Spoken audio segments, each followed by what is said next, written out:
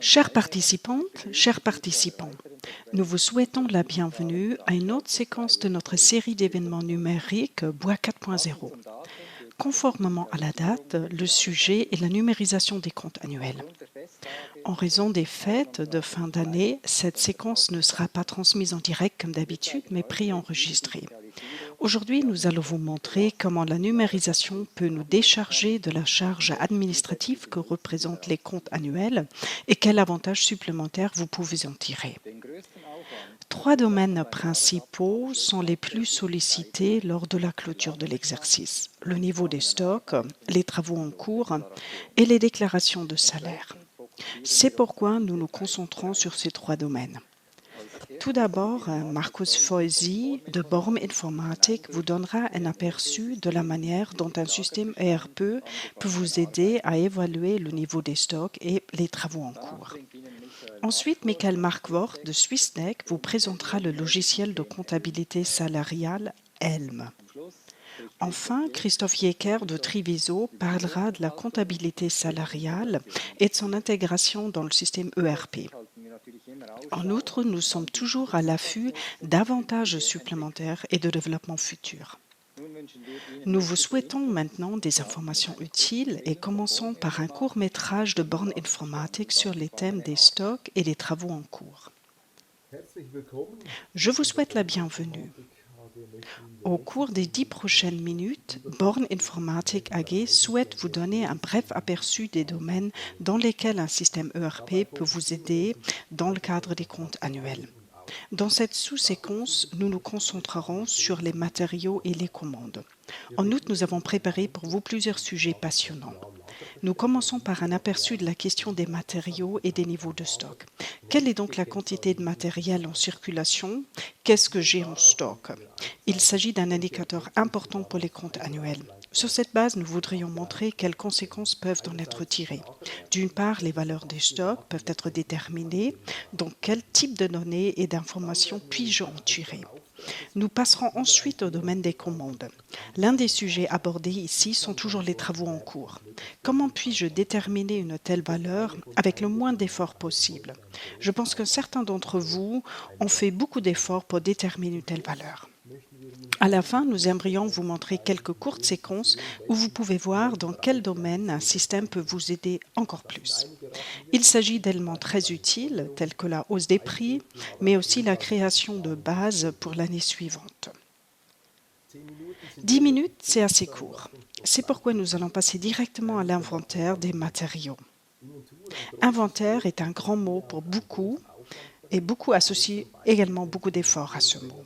Dans notre exemple, vous pouvez effectuer des inventaires de manière relativement simplifiée en utilisant l'application Borm. Vous pouvez voir que l'employé scanne d'abord l'entrepôt et corrige ensuite l'article, puis la quantité de stockage correspondante. Celle-ci est traitée et saisie directement dans le système. Cela peut être fait pour un seul article ou pour tout de suite pour tous les articles dans un entrepôt. De cette manière, l'entreprise a la possibilité de procéder à un inventaire rapidement et sans grand effort administratif. Voici un autre exemple où vous pouvez voir l'écran de saisie de l'inventaire sur la droite. Dans cet exemple, nous travaillons avec une étiquette séparée. Vous pouvez également travailler avec le code à barre du fournisseur. Ainsi, l'inventaire peut également être géré pour plusieurs fournisseurs. De cette manière, également des ordres d'achat peuvent être exécutés et transmis. Une fois cet inventaire terminé, je m'intéresse maintenant au niveau des stocks des différents articles.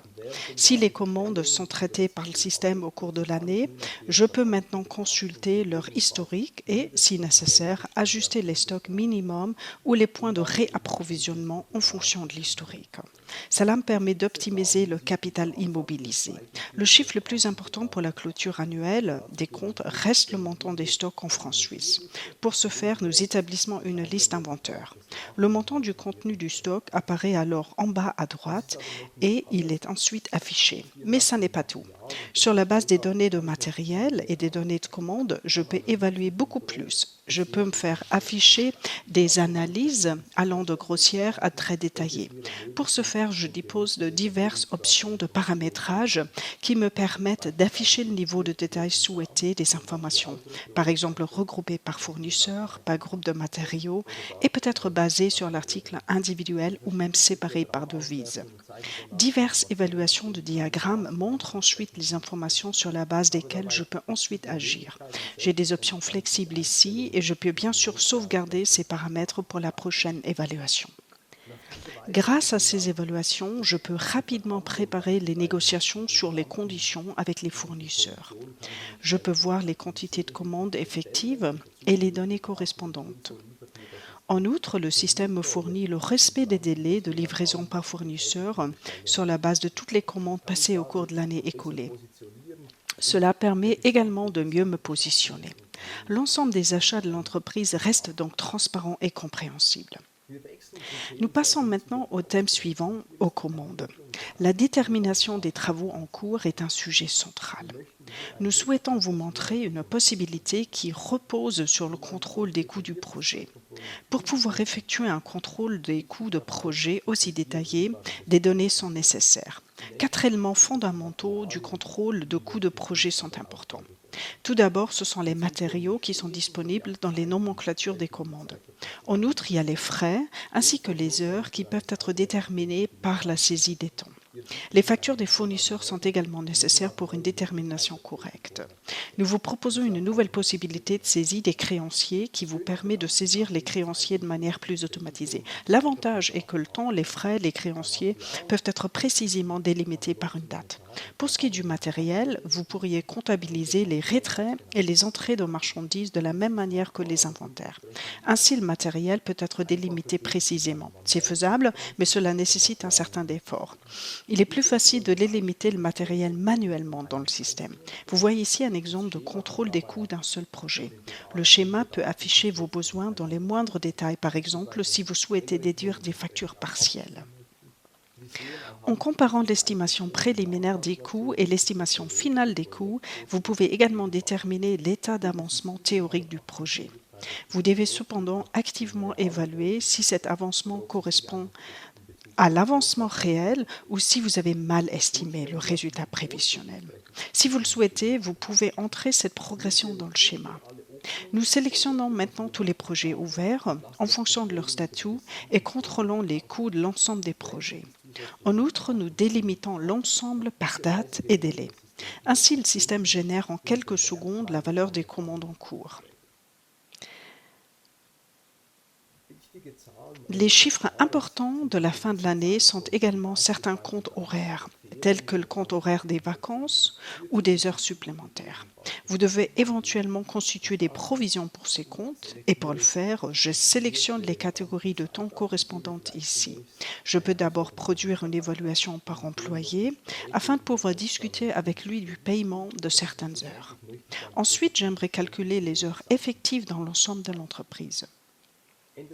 À la fin de l'année, vous vous intéressez certainement à d'autres indicateurs financiers qui sont importants pour la gestion opérationnelle de l'entreprise. Ici, des évaluations rétrospectives peuvent être faites sur l'utilisation des capacités, les ventes, la planification et les heures réelles. On peut également faire des évaluations prospectives sur la planification et le taux d'utilisation de l'année suivante et élaborer un nouveau budget, des objets et des projets sur cette base. Il peut même être temps de recalculer les frais généraux au moyen d'un compte d'exploitation. Il y a d'autres activités qui doivent être réalisées à la fin de l'année. Nous allons vous montrer brièvement 3 exemples. À un moment donné, je voudrais ajuster mes prix pour refléter l'inflation générale. Pour ce faire, je peux sélectionner l'article dont je vais augmenter le prix. Vous définissez vous-même les prix que vous voulez augmenter. Vous pouvez ensuite facilement entrer un paramétrage, un pourcentage ou un montant fixe qui sera facturé dans le système à partir de la nouvelle date. Tout à l'heure, nous avons parlé de la gestion du temps. La base de la gestion du temps est constituée par les temps de présence et d'absence. Ceux-ci peuvent être redéfinis pour l'année suivante. Ici, vous voyez le calendrier de l'entreprise pour l'ensemble de l'entreprise dans lequel vous pouvez facilement importer les jours fériés locaux. Prenons l'exemple du canton de Schwyz qui compte de nombreux jours fériés. Ensuite, nous complétons le calendrier de l'entreprise avec les jours fériés spécifiques que vous souhaitez inscrire pour l'entreprise. Ainsi, la base des absences au niveau de l'entreprise est établie et elle devient visible dans toute la planification. Les employés veulent demander des congés individuels, des absences, des jours d'école ou du temps pour le service militaire. Cela est souvent associé à un travail administratif dans l'entreprise. Nous avons complètement numérisé ce processus. L'employé demande ses absences de manière pratique via un appareil mobile utilisant le système de saisie de temps. La personne responsable de la planification peut alors lancer la demande et voit immédiatement la situation dans son équipe. Dans ce cas, il confirme la demande. De cette manière, la collaboration virtuelle peut être très transparente et structurée. C'est la base de toute planification des dates, par exemple de la planification des capacités de mon entreprise que nous voyons ici. Nous le voyons également ici en fonction de l'utilisation des capacités de mes entreprises au cours des différentes semaines de l'année suivante. Je peux donc voir à l'avance si je dois prévoir des ressources supplémentaires. Vous avez maintenant vu que lorsque je clôture l'année, je peux facilement extraire les informations du système de manière hautement automatisée. Je n'ai donc besoin que d'un petit effort pour obtenir les informations pertinentes. Je détermine la valeur effective de mes stocks sur la base de l'inventaire, comme nous venons de le voir. Ces données doivent être disponibles. Nous avons vu que les travaux en cours sont basés sur les matériaux, les temps et les frais et les créanciers.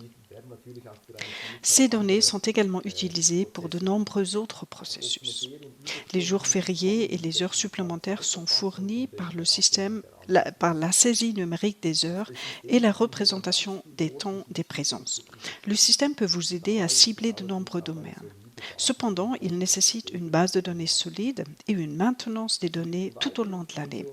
Vous trouverez de plus amples informations sur les méthodes de travail numérique sous le lien suivant qui vous est affiché ici. Je vous remercie. Je voudrais maintenant souhaiter la bienvenue à Markus Feusi. Il est copropriétaire et PDG de Borm. Bienvenue Markus. Bonjour Ralph. Et merci pour le clip vidéo. Vos clients doivent attendre la fin de l'année avec impatience. Oui, j'espère qu'ils pourront aussi se souvenir d'une bonne année et qu'ils ne se réjouiront pas seulement des comptes annuels, mais aussi du résultat. Très bien. Espérons pour le bien de tous que les clôtures annuelles seront bonnes. Si vous n'avez pas l'habitude de travailler avec le logiciel, il semble assez complexe à utiliser. Il y a beaucoup de fonctions. Quel est le degré de sophistication réel du logiciel? Tout homme ou toute femme peut-elle apprendre à travailler avec le logiciel? Il est certain que toute personne qui est prête à s'y mettre peut l'apprendre. Vous devez savoir ce que vous voulez accomplir, où vous voulez aller, quelles informations vous voulez obtenir. La première fois, vous avez besoin d'un soutien, mais il est facile d'apprendre à utiliser le logiciel. L'expérience a montré que de nombreuses PME attendent avec impatience l'audit du fiduciaire pour savoir comment les choses se sont passées l'année dernière. Sur le plan économique, ce n'est pas optimal. L'ERP donne-t-il un aperçu plus opportun des résultats? L'ERP peut fournir un aperçu en direct du résultat. Toutefois, cela signifie que toutes les informations relatives aux débiteurs et aux créanciers, ainsi que les autres informations nécessaires du bilan annuel, c'est-à-dire l'évaluation des stocks, les crédits de vacances, les heures supplémentaires encore comptabilisées, sont également gérés dans l'ERP. La clôture annuelle des comptes est le sujet de cette séquence d'aujourd'hui. Mais je suppose que vous pouvez également utiliser les fonctions de manière générale pour les états financiers, par exemple pour les bilans mensuels ou trimestriels. Est-ce que cette option est aussi utilisée? Oui, exactement. De plus en plus d'entreprises n'attendent pas la clôture de l'année, mais elles veulent aussi savoir où elles se situent au cours de l'année. Un ERP bien géré leur apporte une aide considérable à cet égard, car de nombreuses évaluations sont disponibles en temps réel, en un seul clic, et peuvent être comparées avec les chiffres de la comptabilité. Il est donc beaucoup plus facile de procéder à des clôtures mensuelles, trimestrielles ou semestrielles. Vous avez déjà dit quelque chose à propos de ma question suivante. Quelles sont les conditions requises pour pouvoir automatiser la clôture annuelle de l'exercice et pour avoir des données correctes, c'est-à-dire pour disposer d'une évaluation fiable? 4 points sont importants. Les factures des débiteurs doivent être créées dans le système ERP. Les factures des créanciers doivent être saisies dans le système ERP aussi, puis validées et transmises au service comptable. En outre, les stocks doivent être bien gérés afin que l'inventaire ne doive pas être effectué à la fin du mois ou du trimestre, mais qu'il soit effectué sur une base continue. Ainsi, la valeur du stock peut également être évaluée sur une base continue. Enfin, en ce qui constitue un effort important pour de nombreux charpentiers et menuisiers, c'est l'estimation des travaux en cours. Si possible, les travaux en cours devraient être visibles sur tous les projets en un seul clic. Si je comprends bien, vous n'avez que deux possibilités. Soit appliquer le système de manière cohérente et complète dans l'entreprise entière, soit ne pas l'appliquer du tout. Est-ce bien cela? Est-ce que c'est comme ça qu'on travaille de manière numérique? Il y a toujours un juste milieu. Le niveau de détail des états financiers intermédiaires peut varier en fonction de vos besoins, notamment en ce qui concerne le niveau de stock. Dans l'industrie du bois, où nous travaillons avec beaucoup de chutes et des matériaux qui ne peuvent pas être clairement comptés, il est donc très coûteux de tenir un inventaire détaillé des matériaux. Par conséquent, lorsque vous faites l'inventaire au cours de l'année, vous pouvez vous fier à certaines hypothèses, puis saisir les panneaux de bois massifs, le plaquage, les vernis et les autres choses de ce genre que vous ne pouvez presque pas gérer en continu une seule fois seulement lorsque cela est pris en compte pour les impôts. Est-il possible que certains employés travaillent avec le système et d'autres pas?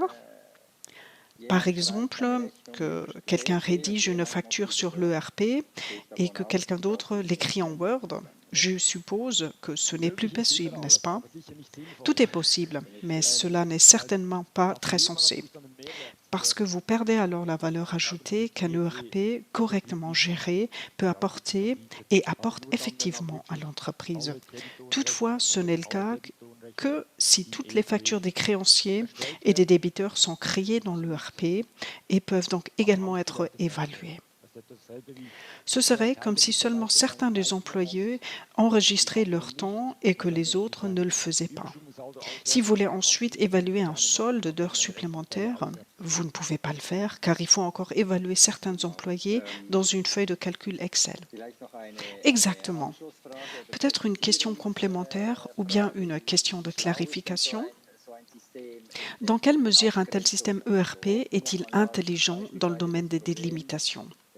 Vous avez souvent le problème de la délimitation des coûts, par exemple pour le matériel. Quand est-ce que le matériel fait partie de l'entrepôt? Quand est-ce que le matériel est-il considéré comme une commande? La facture a-t-elle déjà été payée ou non? À quelle nomenclature appartient le matériel? Comment pouvez-vous éviter que le matériel soit affiché deux fois sur les nomenclatures? Comment cela fonctionne-t-il dans le système? Ce sont des questions très intéressantes. Souvent, le matériel se trouve dans la commande ou dans la nomenclature, qu'il soit saisi ou généré par des produits variables ou même transféré d'un système de CAO si le matériel n'a pas encore été commandé ou sorti du stock. Gérer une sortie de marchandises efficace, c'est-à-dire comptabiliser chaque matériel qui est retiré de l'entrepôt lorsque je l'enlève physiquement, demande un gros investissement et ce n'est que peu efficace dans la plupart des cas. En général, cela ne vaut pas la peine. Dans ce cas, nous travaillons beaucoup avec une décomptabilisation progressive, par exemple en utilisant les groupes d'articles et le statut de l'ordre de fabrication. Permettez-moi de vous donner un exemple simple. Je décomptabilise les panneaux de bois lorsque je passe la commande en production. La première chose que je fais est de couper le panneau à la taille voulue. Le groupe d'articles ferrure, par exemple, est décomptabilisé lorsque l'ordre entre dans le statut travail sur bon. Vous pouvez décomptabiliser le tout par étapes et vous avez ainsi une valeur plus précise lors de l'évaluation des travaux en cours que si vous décomptabilisez tout au début ou à la fin. Cette variante n'est pas non plus tout à fait précise, mais l'expérience montre que cet effort a une bonne proportion avec le bénéfice. Les données peuvent-elles encore être réutilisées? Jusqu'à présent, nous nous sommes concentrés sur les comptes annuels. Mais peut-être d'autres utilisations sont-elles envisageables?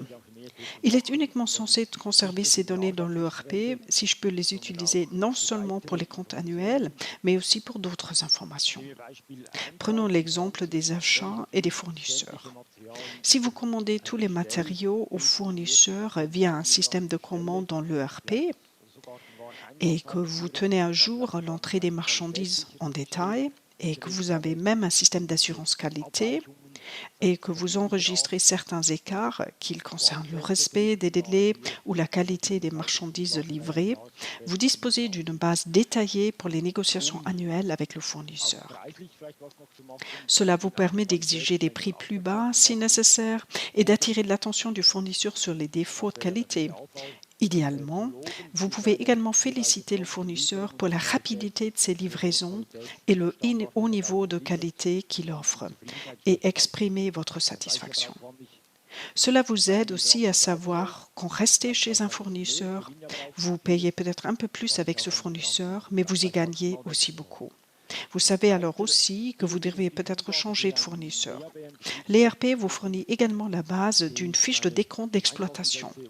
Dans cette fiche de décompte d'exploitation, vous pouvez évaluer et calculer vos frais généraux et vous pouvez utiliser ces frais généraux pour calculer le coût des travaux futurs. Ces données se réfèrent toutes au passé. Elles doivent bien venir de quelque part. Ce sont donc les données du passé que j'évalue. Puis-je également utiliser ces données du passé pour des prévisions? Oui, c'est possible. D'une part, en ayant une gestion des commandes. De cette façon, vous savez quel coût vous allez devoir supporter. Cela va également dans le sens de la planification des liquidités. Si je saisis les factures des débiteurs dans le système, il est également possible de projeter dans le système ERP. Et pas seulement en comptabilité, les montants qui devraient être reçus dans les 30 prochains jours. Ces informations sont importantes pour la planification des liquidités aussi. Si je saisis ou je fais saisir les créanciers à payer pour les commandes, je peux calculer les coûts de mon projet.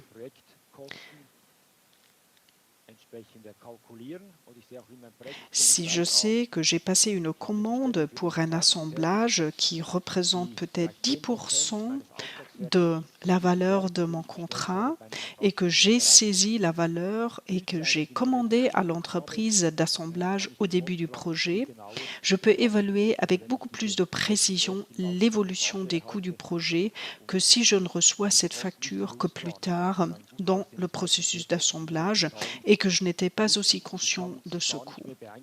Je peux donc éviter qu'un projet prometteur ne tombe soudainement dans le rouge, éviter que je ne peux pas influencer ce dérapage parce que tout le reste a déjà été exécuté.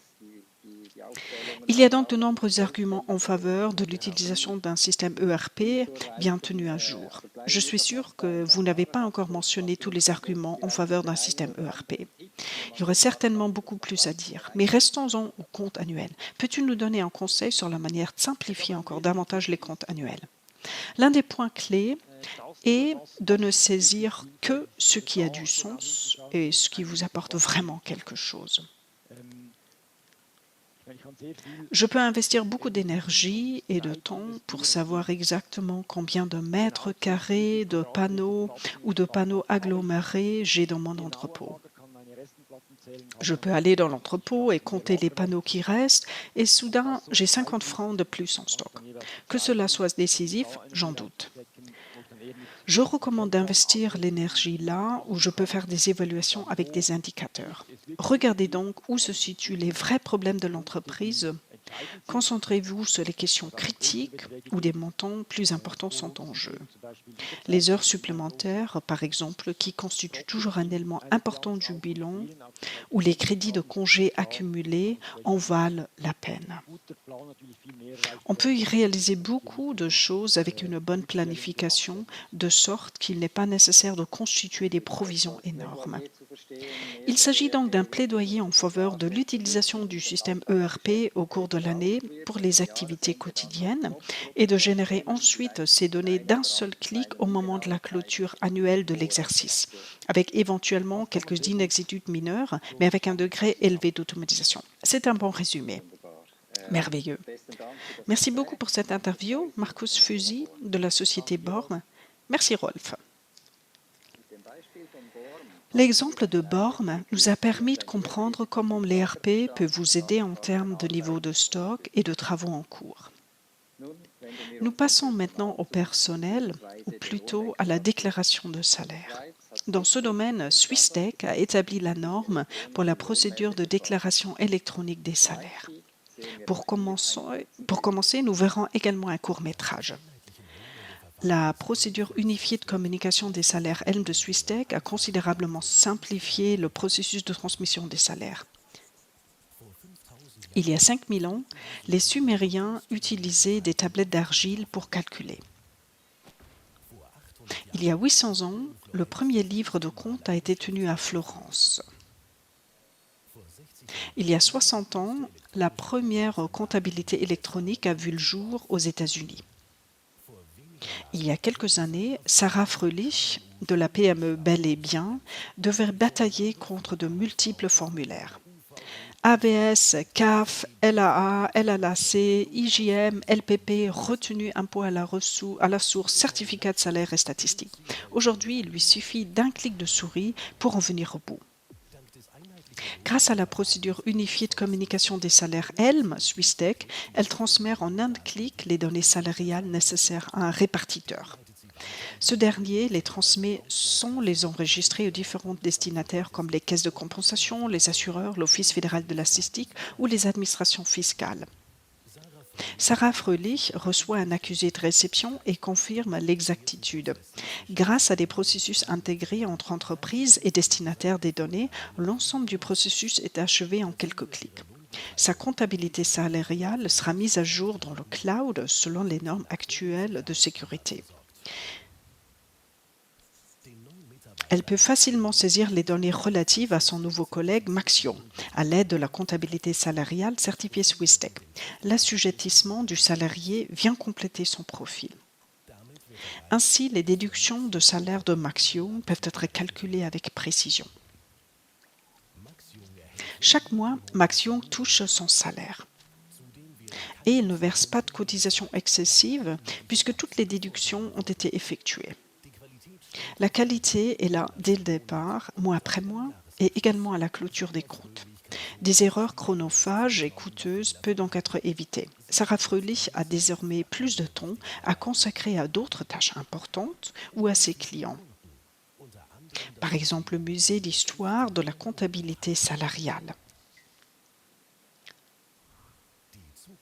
Swissdec, c'est l'avenir. Simple, rapide et sûr.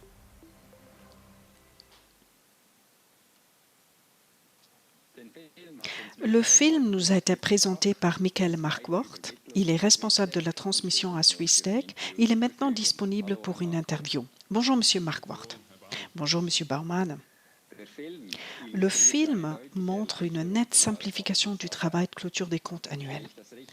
Est-ce que c'est correct? Aujourd'hui déjà, une entreprise peut envoyer des déclarations de salaire directement à partir d'un système de comptabilité salariale aux destinataires respectifs sans avoir à remplir un formulaire ou à exporter et importer des données. C'est exact. Le logiciel de comptabilité salariale aide l'utilisateur à faire la déclaration de salaire, ce qui élimine la nécessité d'une soumission manuelle via les portails en ligne des bénéficiaires respectifs. Le système permet de s'assurer que les chiffres et les détails corrects sont préparés et transmis au destinataire des données salariales. En plus de réduire la charge de travail, le système permet également d'améliorer la qualité de la déclaration des salaires. Vous ne recevrez plus des factures de primes trop élevées ou bien trop basses. De plus, avec un logiciel de comptabilité salariale certifié Swissdec, vous gagnez du temps si un audit est prévu. Cela fonctionne-t-il avec toutes les caisses de compensation, les compagnies d'assurance, les administrations fiscales, etc. Ou est-ce qu'il y a encore des cas où le papier est toujours exigé? Il est très réjouissant de constater que la plupart des compagnies d'assurance, mais aussi les caisses de compensation, y participent.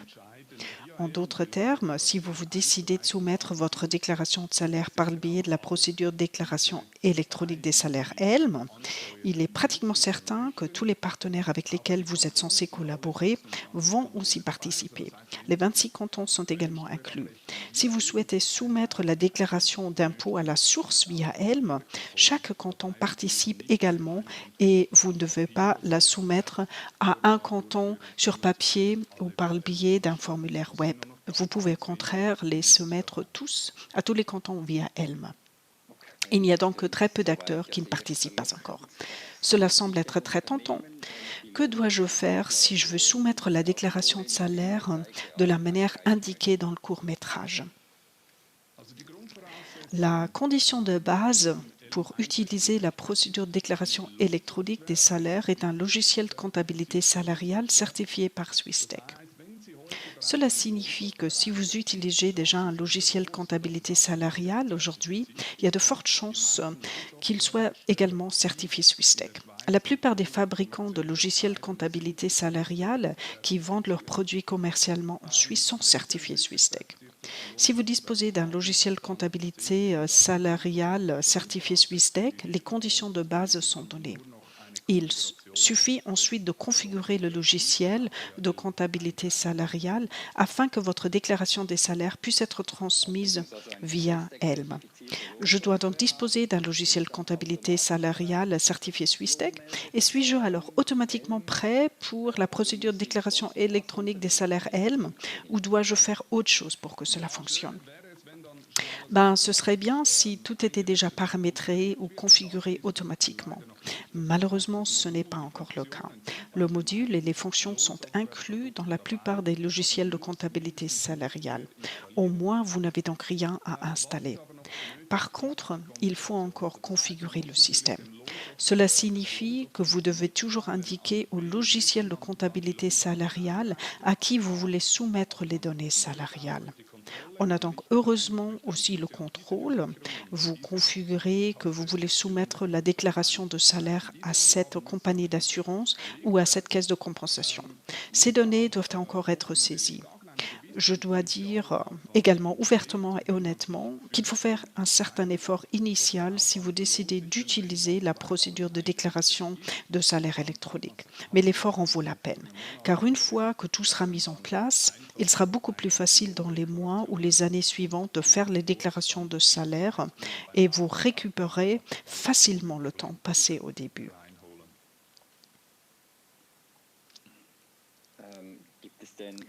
Outre la déclaration des salaires via ELM, y a-t-il d'autres avantages à utiliser un logiciel de comptabilité salariale certifié? Oui, il y a plusieurs avantages. Par exemple, si votre question est de savoir si les logiciels de comptabilité salariale sont utiles en général, alors ils le sont certainement. ELM n'est pas la seule raison d'utiliser un logiciel de comptabilité salariale, mais il est évident que ce dernier aide les entreprises à effectuer les fiches de salaire. Le logiciel de comptabilité salariale permet de s'assurer que les cotisations correctes sont déduites des salaires. On peut supposer qu'un logiciel certifié Swissdec calcule correctement, c'est-à-dire qu'il fait les bons calculs. De plus, un logiciel de comptabilité salariale aide à créer des fiches de salaire transparentes et correctes qu'il faut distribuer aux employés respectifs. Un logiciel de comptabilité salariale vous permet également de créer les certificats de salaire. En un clic, vous créez ces certificats de salaire à la fin de l'année que vous pouvez ensuite remettre aux employés ou envoyer au canton ou à l'administration fiscale concernée. Comme je l'ai déjà mentionné, les logiciels de comptabilité salariale sont également utiles en cas d'audit. Si un audit est prévu et que l'auditeur passe et constate que le logiciel de comptabilité salariale utilisé est certifié par Swissdec, il n'a plus à vérifier le programme de comptabilité salariale lui-même. Dans le cas de solutions Excel ou de logiciels de comptabilité salariale non certifiés, l'auditeur doit d'abord vérifier si le programme calcule correctement, s'il déduit les bonnes cotisations, si les salaires maximum ou les taux de cotisation corrects sont utilisés. Tout cela prend beaucoup de temps qui peut finalement être économisé parce que le label de qualité Swissdec confirme que ce logiciel de comptabilité salariale a été contrôlé et qu'il calcule correctement. Par conséquent, vous pouvez vous fier au montant qui figure à la fin. À partir de combien d'employés un logiciel de comptabilité salariale est-il censé? Un logiciel de comptabilité salariale est déjà intéressant avec un employé à temps partiel ou déjà avec un employé. En effet, comme nous l'avons déjà mentionné, le logiciel de comptabilité salariale vous aide à créer des fiches de salaire correctes, à indiquer les cotisations correctes et à tenir une comptabilité salariale correcte en conséquence. Il n'y a donc pas de membre minimum au-delà duquel un tel logiciel de comptabilité salariale est utile ou non. L'avantage, c'est aussi qu'il existe de nombreux fournisseurs de logiciels de comptabilité salariale sur le marché suisse. Il existe également des logiciels de comptabilité salariale très bon marché. Il est donc intéressant pour les petites entreprises aussi d'utiliser des logiciels de comptabilité salariale certifiés Swissdec. Vous bénéficiez de l'avantage dès le premier employé et cela vous fait certainement gagner du temps là aussi. Plus vous avez des employés, plus vous gagnez du temps, mais c'est comme partout. Plus vous en avez, plus le bénéfice est élevé. Qu'en est-il des réglementations spécifiques à l'industrie? Il y a des conventions collectives de travail dans l'industrie forestière et du bois. Il y a plusieurs conventions collectives de travail ou règlements. Vous devez probablement les saisir quelque part dans le système ou est-ce que l'industrie du bois est saisie quelque part? Comment est-ce que c'est fait? Lors de l'évaluation du logiciel de comptabilité salariale, je vous recommande de vous assurer que ces cas particuliers qui peuvent se produire dans l'environnement de l'industrie concernée sont pris en charge par le logiciel. Je me renseignerai. Où dois-je saisir ces spécificités correctement? Je clarifierai ces questions avant d'opter pour un logiciel spécifique. Mais même dans ce cas, on peut dire que la plupart des conventions collectives de travail courantes peuvent être saisies dans le logiciel de comptabilité salariale sans aucun problème. Néanmoins, je mettrai ce point en tête de ma liste d'évaluation et je le préciserai à l'avance avant de décider d'acheter le logiciel. Il existe également des produits spécifiques pour des industries spécifiques. Dans ce domaine aussi, vous devez vous assurer que le fabricant de logiciels de comptabilité salariale connaît le secteur concerné et y travaille afin qu'il puisse également apporter son soutien en cas de questions spécifiques sur ces secteurs. En supposant que je ne dispose pas encore d'un logiciel de comptabilité salariale et que je n'utilise bien sûr pas encore de procédure de déclaration électronique des salaires et que j'aimerais commencer avec ce logiciel, quel est le meilleur moment? D'une manière générale, vous pouvez commencer à utiliser un logiciel de comptabilité salariale à tout moment. Toutefois, si vous souhaitez profiter de la procédure de déclaration électronique des salaires, c'est-à-dire si vous voulez déclarer les salaires par voie électronique à la fin de l'année, il est conseillé de commencer au 1er janvier. Cela signifie qu'une déclaration de salaire via Helm ne peut être faite que si les 12 mois ont été traités sur le logiciel comptabilité salariale. Bien entendu, vous pouvez aussi commencer à utiliser le logiciel comptabilité salarié en mars et l'installer et le configurer. À ce moment-là, il suffirait alors de saisir les mois de janvier et de février rétroactivement, de sorte que vous auriez alors les 12 mois à la fin de l'année. Si vous en avez la possibilité, toutefois, je vous recommande donc de toujours commencer avec le nouveau logiciel de comptabilité salariale au début de l'année. Si vous souhaitez changer de logiciel, le meilleur moment pour le faire est au début de l'année. Mais bien sûr, vous pouvez aussi le faire pendant l'année. Dans ce cas-là, il suffit alors de faire la déclaration des salaires via un portail web sur papier. OK. Si j'ai des questions sur l'utilisation du logiciel de comptabilité salariale, je contacterai probablement le fournisseur du logiciel. Et si j'ai des problèmes avec Helm, je peux alors vous appeler. Je serais certainement heureux de répondre à vos questions. Cependant, mon équipe et moi-même ne pourrions pas y arriver et nous ne pourrions pas gérer ce volume. Notre recommandation est la suivante. S'il y a un problème avec le logiciel de comptabilité salariale, adressez-vous toujours en premier lieu au fabricant du logiciel. C'est parce qu'il connaît le mieux le produit, il connaît également les messages d'erreur. Si les messages d'erreur ne sont pas suffisamment significatifs pour l'utilisateur, le fabricant peut déterminer où se situe le problème. Dans le cas de la procédure de déclaration électronique des salaires, de nombreux destinataires différents sont impliqués, en plus du logiciel de comptabilité salariale et de la solution SwissTech. Le problème peut donc être présent dans de nombreuses composantes différentes. Si le producteur du logiciel de comptabilité salariale peut exclure que le problème réside dans le logiciel de comptabilité salariale et qu'il survient pendant la transmission ou peut-être à la réception, il peut contacter les destinataires respectifs ou SwissTech directement. Cela signifie que SwissTech aide les fabricants de logiciels à résoudre les problèmes et n'est disponible qu'à titre secondaire pour les questions des utilisateurs. Enfin, nous essayons d'assurer la médiation entre le logiciel de comptabilité salariale, le destinataire et l'utilisateur, mais SwissTech n'est pas un support de premier niveau pour les utilisateurs, mais en cas de problème, veuillez contacter le fabricant du logiciel de comptabilité salariale ou le destinataire. Il se peut aussi que des questions se posent concernant la transmission. Par exemple, les données sont-elles vraiment arrivées? La transmission a-t-elle vraiment fonctionné? Il y a peut-être aussi des questions comme j'ai déclaré quelque chose, j'ai terminé, mais j'ai encore une correction à faire. Je veux refaire la déclaration. Même dans ce cas, vous pouvez vous adresser directement au destinataire et lui communiquer que vous souhaitez soumettre à niveau la déclaration de salaire. Comme pour les anciens canaux habituels, les données peuvent également être transmises à nouveau via Helm. Ce n'est pas gravé dans le marbre une fois que c'est fait. Combien me coûtera une transmission via Helm? Heureusement, une transmission ne coûte rien. Heureusement, le module de déclaration électronique des salaires est également inclus dans la plupart des logiciels de comptabilité salariale. Vous n'avez donc pas à payer de supplément pour l'acheter ou l'installer. Il y a quelques exceptions où un ajustement de la licence est nécessaire ou quelque chose doit être modifié.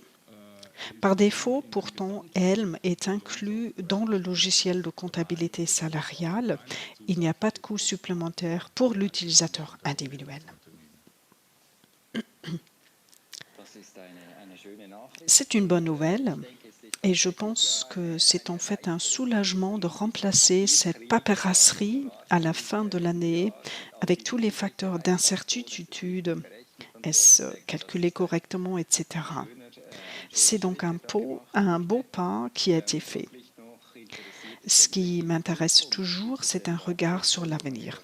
Y a-t-il déjà des idées sur la manière dont le produit pourrait être développé? Y a-t-il déjà des idées sur la manière dont SwissDeck pourrait ajouter des éléments supplémentaires? Y a-t-il une perspective d'avenir? Oui, c'est le cas. Helm n'est pas la seule norme que SwissDeck a développée en collaboration avec les destinataires et les fabricants de logiciels respectifs. Il existe déjà une autre norme en usage dans certaines entreprises individuelles. Ce sont des normes de prestations utilisées avec certaines entreprises. L'abréviation est clé.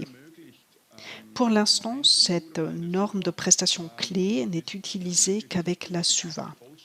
Clé vous permet d'effectuer le traitement complet des processus de gestion des sinistres et des indemnités journalières directement à partir d'une comptabilité salariale ou d'un logiciel de comptabilité salariale en quelques clics de souris.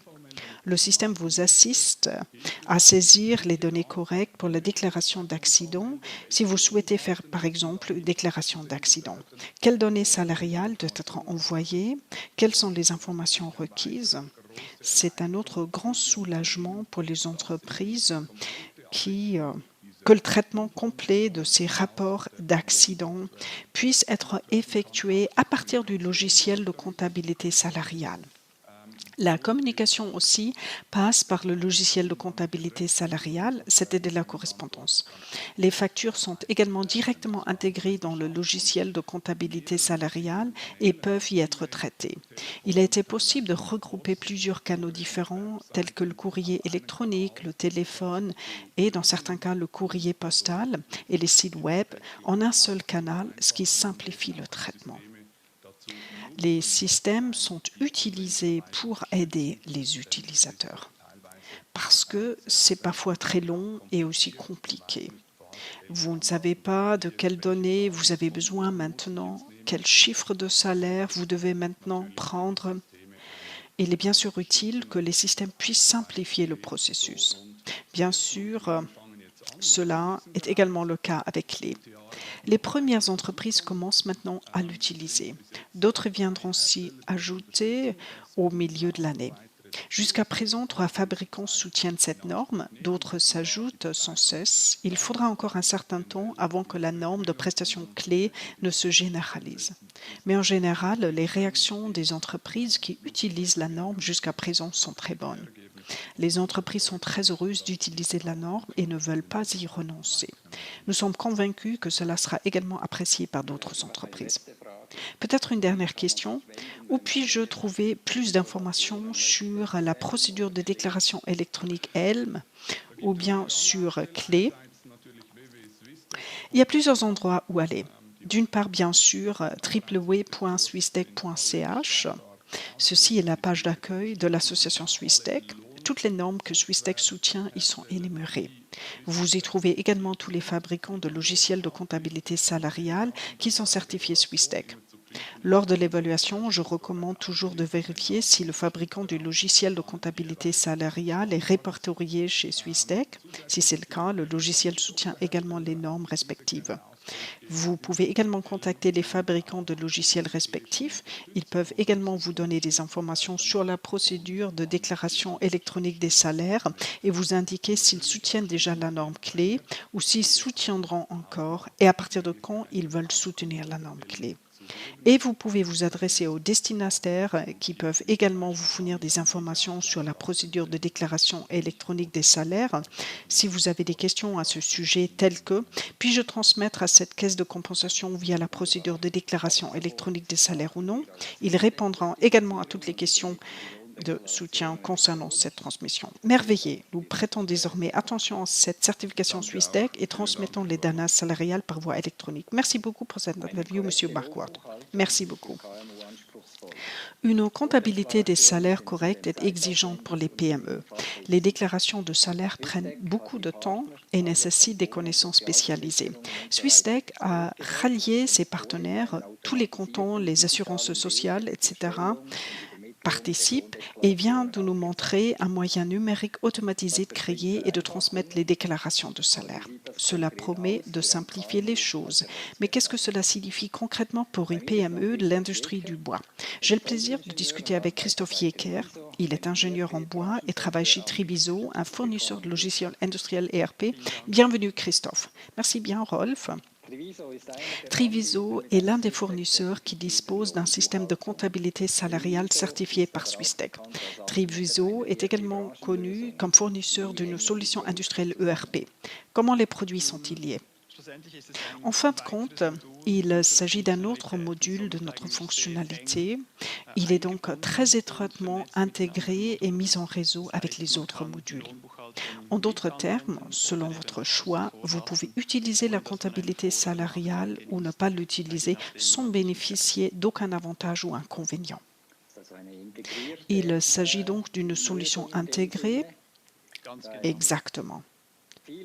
Je connais de nombreux systèmes ERP dans l'industrie du bois où la solution financière ou bien la comptabilité des salaires est connectée à la solution sectorielle.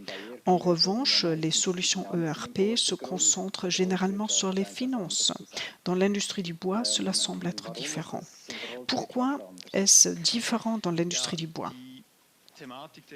Les sujets des solutions ERP qui se concentrent sur la comptabilité financière viennent généralement du commerce et nous parlons donc de relations directes entre marchandises. Dans l'industrie du bois, c'est un peu plus compliqué. Nous avons affaire à un processus complet de valeur ajoutée qui va de l'achat des matières premières à travers toute la production jusqu'à la facturation du produit final. Par conséquent, il y a des séquences temporelles, des étapes, plusieurs personnes et départements impliqués, de sorte que la solution industrielle se concentre davantage sur le processus lui-même. Les finances sont bien sûr un élément constant. En conséquence, des produits éprouvés de cette industrie sont utilisés et intégrés avec une interface correspondante. En d'autres termes, la comptabilité financière est souvent externalisée puis connectée via interface. Les données débiteurs et créanciers sont transférées par l'ERP via une interface. D'accord, mais la comptabilité des salaires est également liée à des facteurs spécifiques à l'industrie, comme les conventions collectives de travail. Si j'achète une comptabilité salariale auprès d'un fournisseur spécialisé comme Tribiso, est-ce que c'est déjà paramétré de cette manière? Dans notre cas, nous prenons effectivement en compte les conventions collectives de travail des menuisiers et de la construction en bois.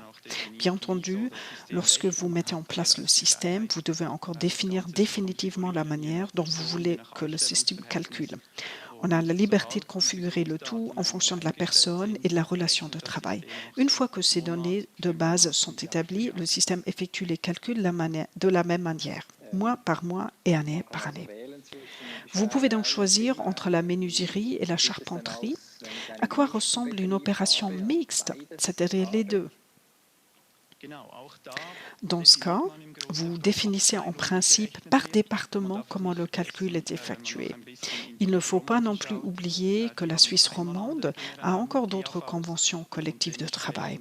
Cela doit également être pris en compte. Ensuite, il y a les cas particuliers des cantons et dans les cantons aussi, toutes ces questions jouent un rôle. Pour l'utilisateur, cependant, il s'agit purement de définition de règles qui sont définies une fois dans les données de base et ensuite calculées par le système. Nous avons maintenant parlé de la charpenterie et de la menuiserie. Serait-il envisageable de couvrir également les étapes en amont? À quoi ressemblerait-il si j'avais une scierie ou une entreprise forestière? Il faudrait également examiner dans quelle mesure les conventions collectives de travail diffèrent des conventions collectives de travail pour la menuiserie ou la construction en bois. Très souvent, les exigences de ces conventions collectives de travail sont très similaires. À ce moment-là, ça marche. Si les règles sont complètement différentes, nous devrons alors les examiner de plus près à l'avance ensemble.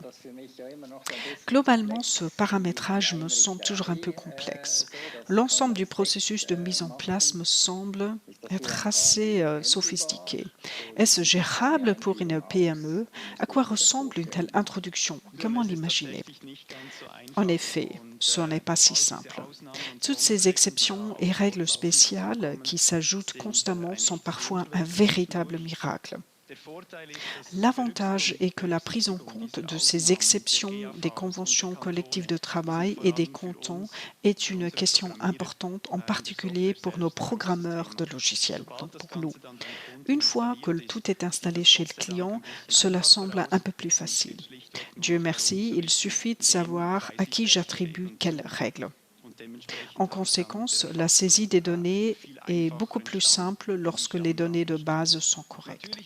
Bien sûr, si je dois intervenir manuellement, si j'ai des cas particuliers, il est utile d'avoir des connaissances en matière de salaire. Et pour les cas très complexes ou très rares, il est souvent fait appel à un fiduciaire avec lequel on peut définir la manière dont le système doit calculer. Après avoir consulté le fiduciaire, le client peut alors nous contacter et définir la manière dont le système doit calculer pour lui. En ce qui concerne l'introduction, c'est comme M. Markwort l'a déjà signalé avant nous. Dans la plupart des cas, la comptabilité des salaires est introduite au début de l'année ou dans les premiers mois de l'année, toujours dans le but d'avoir tous les 12 mois de l'année dans un seul système. Sinon, les évaluations ne sont pas aussi bien et déclarées. Dans les introductions, en forme, les gens comment saisir les bonnes données de base. C'est-à-dire, où dois-je saisir les données d'assurance, où dois-je définir qui reçoit quel montant de déduction après le service obligatoire, etc. Dans une deuxième étape, le premier traitement de la paye, le traitement de paye réel, est ensuite réalisé avec nos chefs de projet. Et les traitements de la paye suivants, on les fait seuls. Est-on déjà assez en forme? Le système est-il déjà opérationnel? Oui, exactement. Alors, tout fonctionne sans erreur? Non. Il est bien sûr vrai que le premier traitement de la paye, ou si nous commençons en mars, le traitement de la paye du mois de janvier et de février, qui sont saisis ultérieurement, sont très utiles à des fins de formation. On sait alors que le système est correctement mis en place. Et après cela, il suffit d'appuyer sur un bouton, de faire un calcul et de vérifier seulement le système, à l'exception de ces cas particuliers qui existent bien sûr. Mais lorsque le système est utilisé tous les mois, ça n'est plus très compliqué. Je pourrais même imaginer qu'il vaut la peine de commencer seulement en mars. Vous auriez alors 1, 2 ou 3 mois pour vous entraîner. Exactement. Nous sommes favorables à un début en mars parce qu'ainsi tout ne commence pas au mois de janvier comme tout le reste. Ce qui se fait souvent quand on commence en janvier, c'est que l'on suit les mois de novembre et de décembre à des fins de test pour avoir un certain contrôle. Ensuite, on supprime ces 2 mois et puis vous commencez en janvier en conséquence. Peu importe comment vous commencez, vous avez toujours une certaine sécurité concernant le calcul. Certaines entreprises ne se font pas vraiment confiance pour cette comptabilité salariale et préfèrent confier la comptabilité salariale à des tiers, par exemple à un fiduciaire, et faire la comptabilité salariale par un fiduciaire. Est-ce encore possible si je dispose maintenant d'une solution intégrée telle que Trivisio ou est-ce que je suis obligé de faire moi-même la comptabilité des salaires? Non, absolument pas. Nous avons un certain nombre de clients qui externalisent leur comptabilité salariale à des tiers. Dans la plupart des cas, cette personne sera sur place au moins un jour par mois et gérera ensuite la comptabilité des salaires avec son propre login dans le système. Un accès externe au système est également envisageable. Cela dépend de l'organisation de l'entreprise et de la fréquence à laquelle la personne chargée de la comptabilité des salaires est présente dans l'entreprise. Michael Markwort de Swissdec a déclaré qu'une comptabilité salariale certifiée est utile pour un seul employé. Partages-tu cette évaluation? Et quelle est la taille des entreprises qui utilisent Trivisio? Je commencerai par la dernière partie de ta question. Notre comptabilité des salaires est tenue chaque mois par des entreprises de 2 à 3 salariés jusqu'à des entreprises de 160 salariés. La grande différence est en fait l'effort que vous avez, c'est-à-dire les feuilles de paye qui s'accumulent. En ce qui concerne ta première question, je partage l'avis de M. Markwort et je dis oui. Dès que vous pourrez tenir à jour toutes ces données dans un seul système et qu'à la fin de l'année, vous aurez l'avantage de pouvoir envoyer le tout sous forme numérique, je considère personnellement cela comme une valeur ajoutée. À vous de voir si vous souhaitez inclure toutes les fonctionnalités financières et vous devez alors vous décider pour ou contre en conséquence. Est-ce que cela en vaut la peine pour moi? C'est une décision que chacun doit prendre pour lui-même en fonction de sa situation financière. Un grand avantage est que je dépose des données en un seul endroit et que j'ai un système intégré. C'est pourquoi je suis favorable à l'intégration des fonctionnalités financières. S'il te plaît, donne-nous quelques conseils d'initiés supplémentaires. Où se produisent les plus grandes erreurs dans la comptabilité des salaires ou même dans les opérations de clôture de fin d'année? Comme souvent, le diable est dans le détail. Dans les comptes mensuels, il ne s'agit généralement pas tant d'erreurs que de questions, parce que vous devez toujours vous rappeler qu'il s'agit d'un logiciel ou d'une partie de logiciel que vous n'utilisez qu'une fois par mois et non quotidiennement, comme tous les autres modules. Cela signifie que l'utilisation n'est pas immédiatement familière s'il existe un cas particulier. Pour les comptes annuels, je félicite l'ensemble de SwissTech pour sa certification SwissTech. Depuis que nous transmettons via Helm, les choses sont devenues beaucoup plus réglementées car il est clair quelles données doivent être entrées dans le système et où, de sorte que les valeurs correctes sortent à la fin et que les déclarations de salaire soient également conformes. Au début, les numéros d'assurance et les codes d'obligation de cotisation doivent être utilisés correctement. Chaque compagnie d'assurance a ses propres particularités. Vous devez donc savoir quel numéro de contrat et quel sous-numéro doivent être saisis à quel endroit. Une fois que cela est fait, il ne s'agit plus que de travailler et de profiter du produit final à la fin de l'année, car il suffit d'appuyer sur un bouton pour que toutes ces évaluations soient prêtes, qui aujourd'hui encore sont en partie remplies à la main. Nos téléspectatrices et téléspectateurs sont certainement curieux de voir à quoi ressemble cela concrètement. Tu nous as expliqué comment les processus fonctionnent exactement et comment les différentes choses sont liées. Nous aimerions y jeter un coup d'œil. Tout d'abord, merci beaucoup pour tes explications, Christophe. Merci à toi, Rolf. Comme mentionné précédemment dans l'interview, la comptabilité des salaires n'est qu'une petite partie de la solution sectorielle globale de Triviso ERP. L'objectif reste le même dans tout le système. Les données doivent être saisies une seule fois et être ensuite disponibles pour d'autres domaines en vue de leur réutilisation. Avec la comptabilité des salaires en point de mire, il s'agit maintenant de savoir où enregistrer les absences, les frais et les heures de travail. Nous arrivons à la transmission via Helm en 6 étapes. Une distinction est faite entre les domaines du temps et de l'argent. Pour que la clôture des comptes annuels soit réussie, un certain nombre de choses doivent être saisies au cours de l'année. Qui n'a pas travaillé et pour quelles raisons? Qui a travaillé combien? Quels frais ont été générés? Quel est le solde entre les heures supplémentaires et les vacances? Toutes ces informations sont directement intégrées dans la comptabilité salariale à la fin du mois. Grâce au compte mensuel, les formulaires et les fiches de paye sont prêtes à être vérifiées en appuyant sur un bouton. Si tout est en ordre, je peux envoyer les données directement aux assureurs via Helm. Il est important de savoir que tout ce travail n'est pas fait tous les jours et que tout ne doit pas être fait par une seule personne. Alors que les supérieurs hiérarchiques approuvent et planifient les absences, c'est avant tout l'employé qui déclare ses heures et ses frais sur une base quotidienne.